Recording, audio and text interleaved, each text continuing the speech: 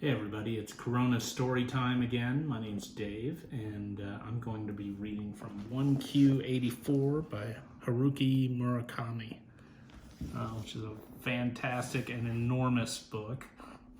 I'm going to read a short portion that introduces a couple of the characters, a writer and an editor.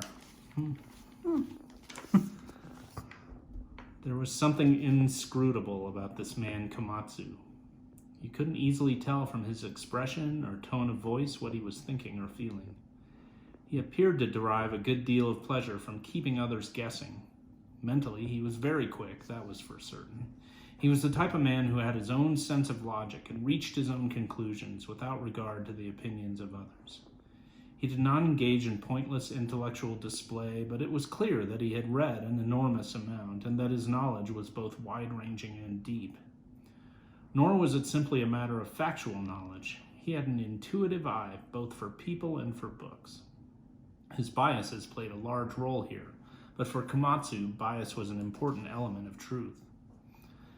He never said a great deal, and he hated long-winded explanations, but when necessary, he could present his views logically and precisely.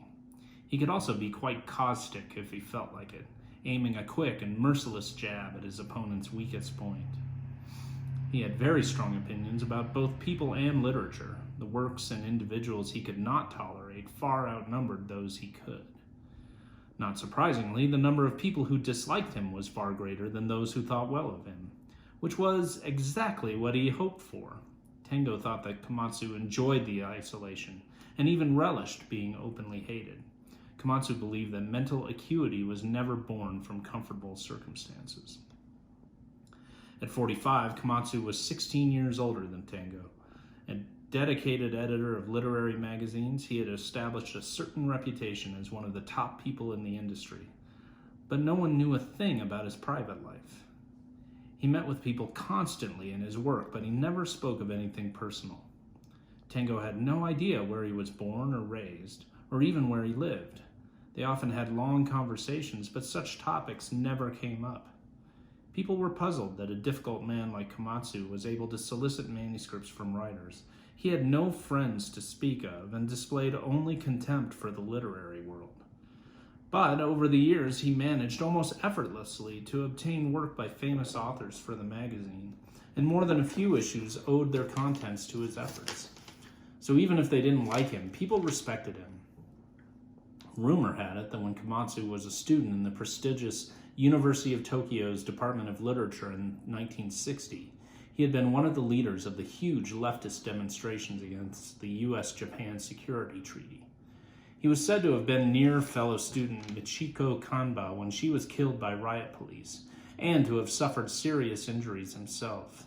No one knew if this was true, but there was something about Komatsu that made the story seem convincing. He was tall and gangly, with an oversized mouth and an undersized nose. He had long limbs and nicotine-stained fingers, reminiscent of those failed revolutionary intellectuals in 19th century Russian novels. He rarely smiled, but when he did, it was with his whole face. Not that it made him look especially happy.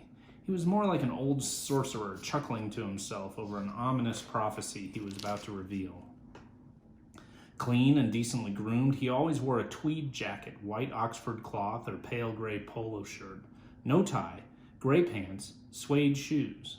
A uniform meant to show the world he didn't care about these things. Tengo imagined a half-dozen three-button tweed jackets of subtly different color, cloth, and pattern that hung carefully brushed in Komatsu's closet. Perhaps Komatsu had to attach number tags to distinguish one jacket from another. Komatsu's fine, wiry hair was beginning to show a touch of gray in front. Tangled on the sides, it was long enough to cover his ears, and it always stayed that length, about a week overdue for a haircut. Tengo wondered how such a thing was possible. At times, Komatsu's eyes would take on a sharp glow, like stars glittering in the winter night sky. And if something caused him to clam up, he would maintain his silence like a rock on the far side of the moon. All expression would disappear from his face, and his body seemed to go cold. Tengo first met Komatsu 5 years earlier when he was shortlisted for the new Writers' Prize competition of Komatsu's magazine. Komatsu called and said he wanted to get together for a chat. They agreed to meet in a cafe in Shinjuku, the same one in which they were now sitting. Komatsu told Tengo there was no way his work would take the prize, and in fact it did not. Komatsu himself, however, had enjoyed the story. "I'm not looking for thanks, but I almost never say this to anyone," he said. That was in fact true, as Tengo came to learn. "So I'd like to let me read your next story before you show it to anyone else." Tengo promised to do that. Komatsu also wanted to learn about Tengo as a person, his experience growing up, what he was doing now. Tengo explained himself as honestly as he could. He was born in the city of Ichikawa in nearby Chiba Prefecture. His mother died of an illness shortly after he was born, or at least that was what his father told him. He had no siblings. His father never remarried, but raised Tengo by himself, collecting NHK television subscription fees door to door to make a living. Now, however, his father had Alzheimer's disease and was living in a nursing home on the southern tip of Chiba's Boso Peninsula. Tengo himself had graduated from Tsukuba's University's oddly named School 1 College of Natural Studies Mathematics major, and was writing fiction while teaching mathematics at a private cram school in Yoyogi. At the time of his graduation, he could have taken a position at a prefectural high school near home, but instead he chose the relatively free schedule of the Tokyo Cram School. He lived alone in a small apartment in the Kenji district west of downtown Tokyo, which gave him an easy half-hour commute to school. Tengo did not know for certain whether he wanted to be a professional novelist, nor was he sure he had the talent to write fiction.